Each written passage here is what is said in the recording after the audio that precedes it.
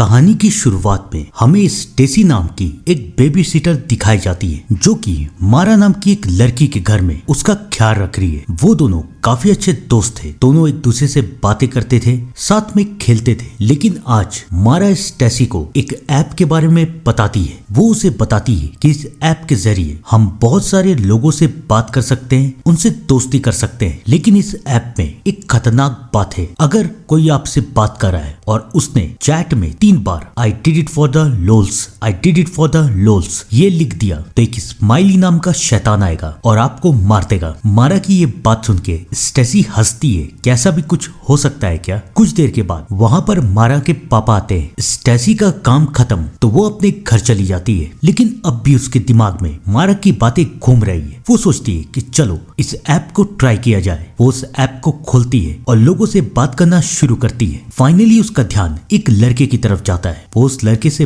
बात करी। वो लड़का भी कुछ देर उससे बात करता है, लेकिन उसके बाद वो चैट में लिख देता है आई did it for the लोल्स। Strategy को समझ में नहीं आता कि ये लड़का ऐसा क्यों लिख रहा है और वो लड़का हंस रहा है। कुछ देर के बाद स्टेसी को एहसास होता है कि उसके घर में एक साया आ रहा है, लेकिन इससे पहले वो कुछ समझ पाती उसके घर में वही स्माइली मॉन्स्टर आता है और उसे मार देता है। ये देख के वो लड़का हंस रहा है। क्या ये सच में होता है? क्या है ये ऐप? कौन था ये लड़का? ये बताने से पहले कहानी हमें कुछ दिन पीछे लेके जाती है और अगला सीन हमें इस कहानी की लीड कैरेक्टर एशली की तरफ लेके जाता है। एशली जो कि एक नए शहर आई थी, एक नए कॉलेज में पढ़ने के लिए। वो बहुत ज्यादा एक्साइटेड है कि एक नया कॉलेज, नए दोस्त। वो बहुत खुश है और वो अपनी रूम पार्टनर प्रॉक्सी से मिलती है। प्रॉक्सी और वो कुछ ही देर में अच्छे दोस्त बन जाते हैं। प्रॉक्सी उसे बताती है कि आज रात वो किसी पार्टी में जा रही है, तो क्या एशली उसके साथ चलेगी? एशली भी मान जाती है। वो दोनों रात में पार्टी में जा रहे हैं। एशली उससे पूछती है कि तुम किस दोस्त के पार्टी में जा रही हो? क्या वो हमारे कॉलेज से है या फिर वो तुम्हारा कोई फैमिली फ्रेंड है? तब प्रॉक्सी उसे बताती है कि एक ऐप है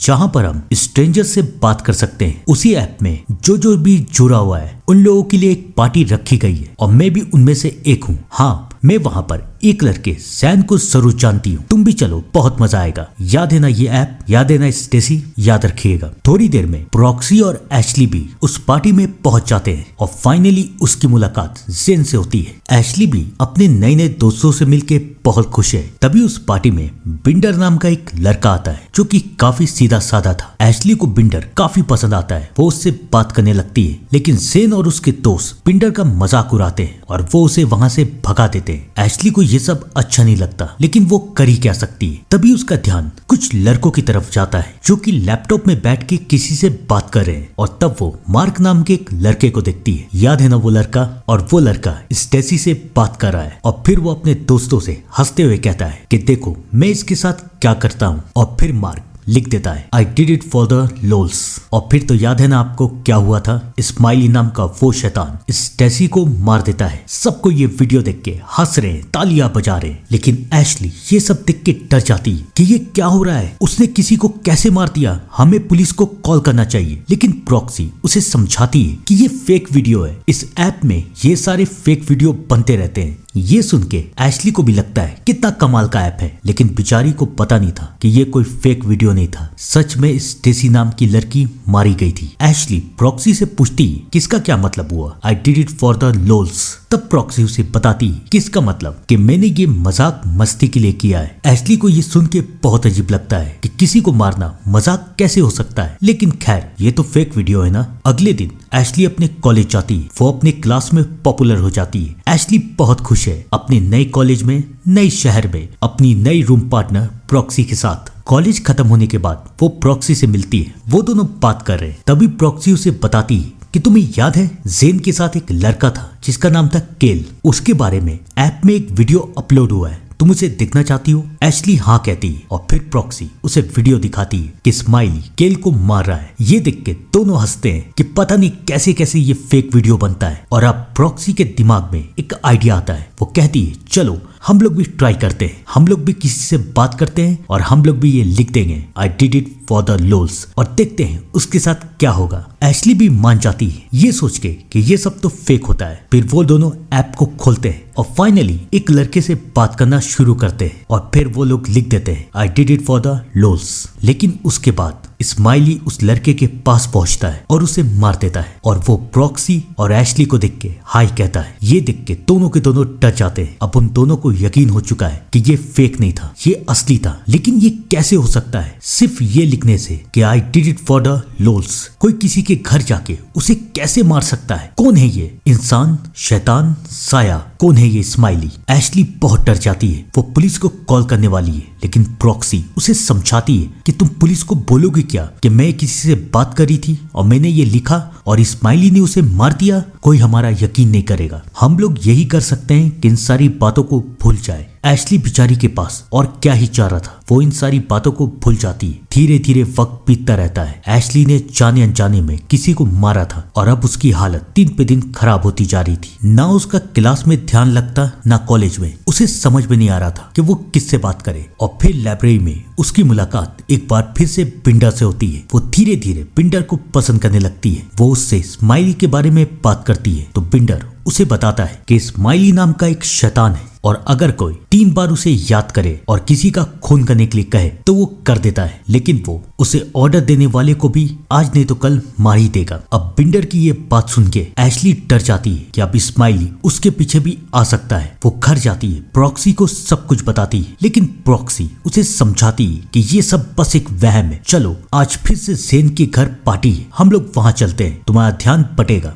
एशली मान जाती है। वो फाइनली ज़ेन के घर जाती है, ज़ेन से बात करती है। केल जब मरा था तो क्या तुम लोगों को पता है कि केल को किसने मारा है? क्या केल सच में मरा है? क्या सच में स्माइली नाम का कोई शैतान इस ऐप के जरिए लोगों को मार रहा है? सब कोई इसकी बातें सुन के हंस रहे हैं लेकिन ज़ेन को एशली के ऊपर यकीन है। वो एशली से बात करता है कि मैं भी इस बारे में कई दिनों से सोच रहा हूँ। मेरे दोस्त भी एक एक करके मरते जा रहे हैं और मैंने ये भी सुना है कि स्माइली पहले तो तुम्हारे कहने पे दूसरों को मार देता है लेकिन फिर बाद में वो तुम्हारे पीछे भी आएगा तुम्हें मारने के लिए। यही उसकी कीमत है। ज़ेन एशली को बताता है कि मैंने भी गलती से किसी को मार दिया है और अब मुझे डर है कि स्माइली मेरे पीछे भी आ सकता है। ये सुन के एशली डर जाती है। अब उसे जल्द से जल्द घर जाना है। वो अपने घर की तरफ जा रही है लेकिन तभी उसे एहसास होता है कि उसके पीछे एक साया आ रहा है और फाइनली उसका सामना स्माइली से होता है। एशली बचने की बहुत कोशिश करती है लेकिन स्माइली उसे बेहोश कर देता है। अगले दिन जब एशली की आंखें खुलती है तो वो तो अपने कमरे में, वो भी प्रॉक्सी के साथ। स्माइली कहाँ गया? उसने उसे क्यों नहीं मारा? वो प्रॉक्सी को सब कुछ बताती है लेकिन प्रॉक्सी उसे समझाती है तुम्हें सिर्फ सपने आ रहे थे और कुछ भी नहीं। प्रॉक्सी की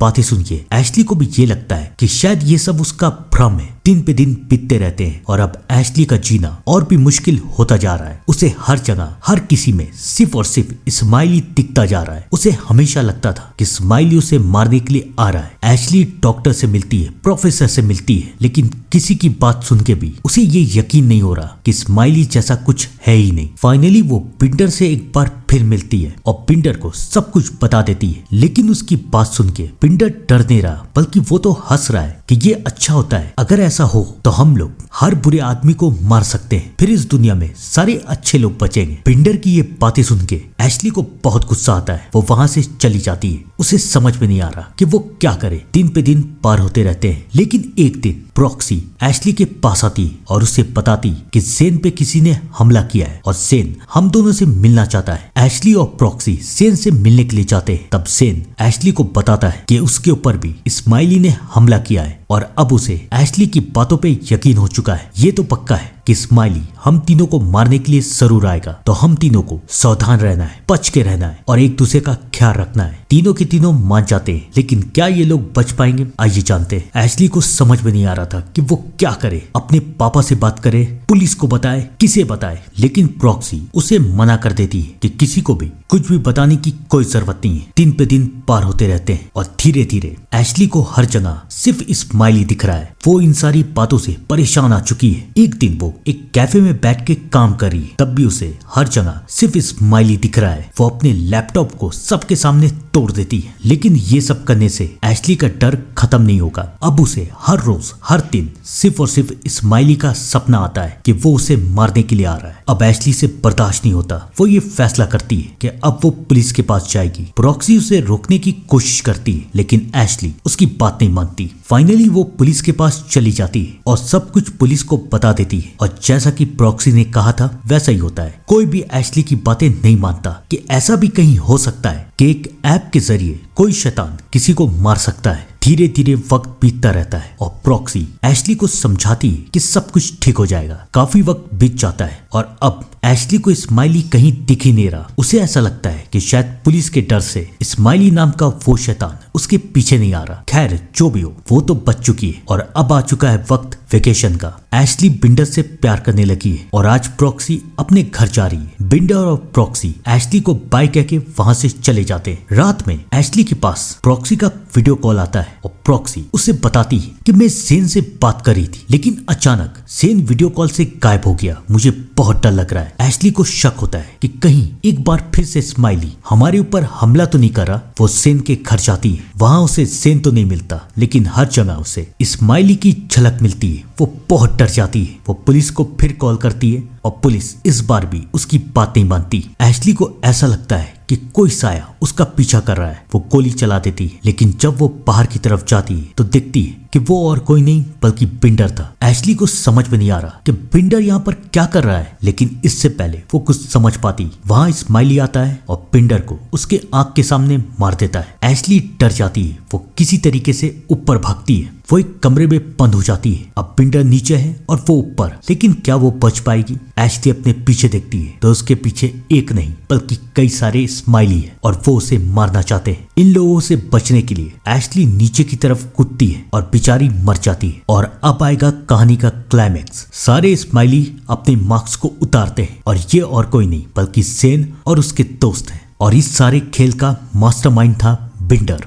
बिंडर ने ही इस ऐप को बनाया था। वो और उसके दोस्त इस ऐप के जरिए इस पूरे शहर में स्माइली नाम के एक शैतान का हल्ला मचाना चाहते थे। वो लोग हमेशा से चाहते थे कि वो कुछ ऐसा करे जो कि शहर का इतिहास बदल दे, और अब वैसा ही हुआ। शुरुआत में एक दो फेक वीडियो बना के इस ऐप में डाला था, लेकिन उनको एक रियल वीडियो भी चाहिए था अपने ऐप को और स्माइली को मशहूर करने के लिए। और फाइनली उनकी मुलाकात एशली से हुई और उन लोगों ने आखिरकार एशली को मार दिया। अब कल ये न्यूज हर जगह फैल जाएगी और स्माइली का डर भी, उनका ऐप और स्माइली दोनों पॉपुलर हो जाएगा। सब कोई बहुत खुश है। सब कोई वहां से चले जाते हैं, लेकिन सेन प्रॉक्सी से बात कर रहा है। प्रॉक्सी भी इस प्लान में शामिल थी। प्रॉक्सी उससे पूछती है कि हम ये सब कर क्यों रहे, तो सेन मजाक मजाक में लिख देता है, आई did it for the lols, I did it for the लोल्स। और उसके बाद स्माइली नाम का वो शैतान प्रॉक्सी के पीछे आता है और उसे मार देता है। ये देख के सेन भी डर जाता है। क्या था ये? क्या इस शैतान की कहानी सिर्फ कहानी थी या असलियत? और अगर ये असलियत थी तो अब ये शैतान सेन को भी मारेगा। आपको क्या लगता है? कमेंट में जरूर बताइएगा। तब तक के लिए थैंक यू